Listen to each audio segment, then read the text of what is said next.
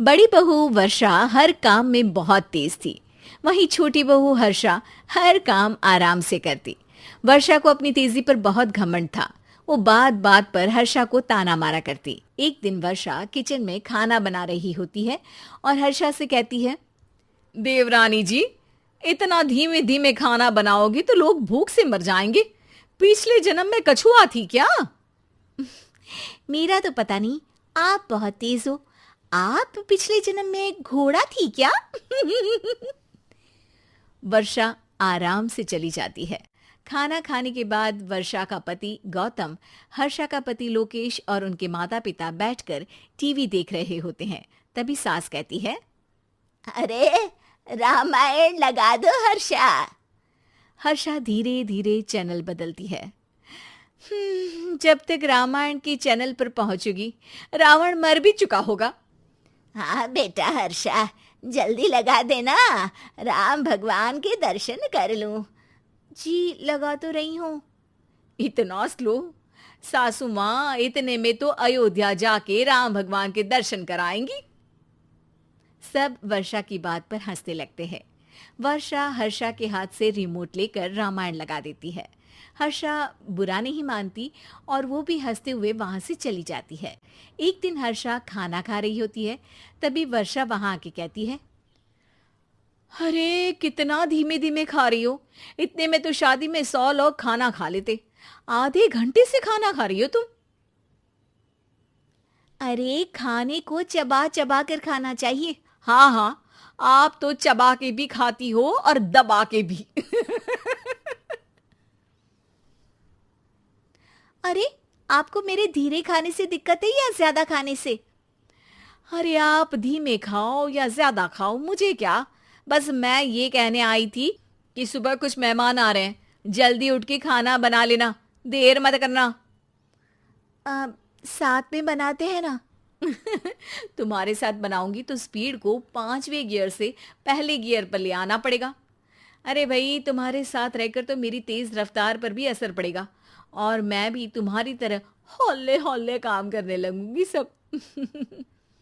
ठीक है, मैं पराठे बना लूँगी और सब्ज़ी बना लूँगी। आप चपाती बना लेना और दाल बना लेना। हाँ हाँ ठीक है, पर अलग अलग ही बनाएंगे। अगले दिन हर्षा जल्दी उठ के काम करने लगती है और वर्षा सुबह उठ के ये सोच के वापस सो जाती है कि काम तो वो तेज कर ही लेती है। अगर थोड़ी देर सो भी जाएगी तो भी हर्षा से पहले तो काम निपटा ही लेगी। हर्षा बेटा, आज भगवान के लिए थोड़ा जल्दी हाथ चलाना। हाँ, मेहमान आने ही वाले हैं। जी हाँ माँ, आटा गूंद लिया है, आलू उबल रहे हैं, पराठे बनाने ही वाली हूँ, फिर सब्जी भी बना लूँगी।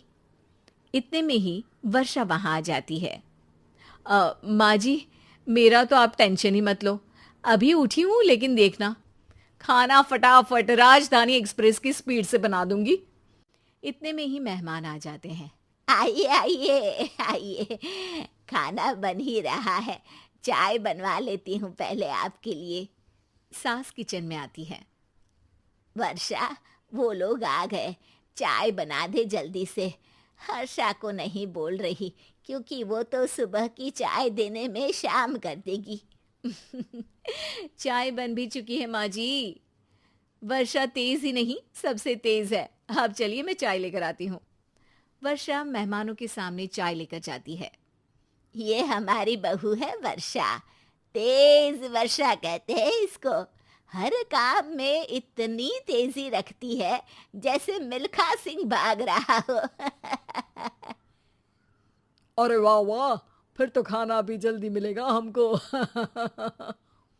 हाँ हाँ, आप चाय नाश्ता खत्म कर लेंगे, उसके पहले ही वर्षा जल्दी से स्वादिष्ट खाना भी लेकर आ जाएगी। वादा तो कर लिया जल्दी खाना देने का। आपकी चपाती भी नहीं बनी और दाल भी नहीं उबली। फिर भी तुमसे पहले काम खत्म हो जाएगा मेरा। तुम्हारी तरह नहीं हूं, घड़ी की सबसे पतली सुई की जैसे धीमे धीमे धीमे काम करती हो तुम। बस वर्षा अपने तेज हाथों से दाल कुकर में चढ़ाती है और आटा निकाल के गूंथने लगती है। थोड़ी देर में कुकर की तेज सीटी बजती है और वर्षा का हाथ डोल जाता है। आटे में पानी ज्यादा पड़ जाता है। अरे रे, आटा तो ज्यादा गीला हो गया।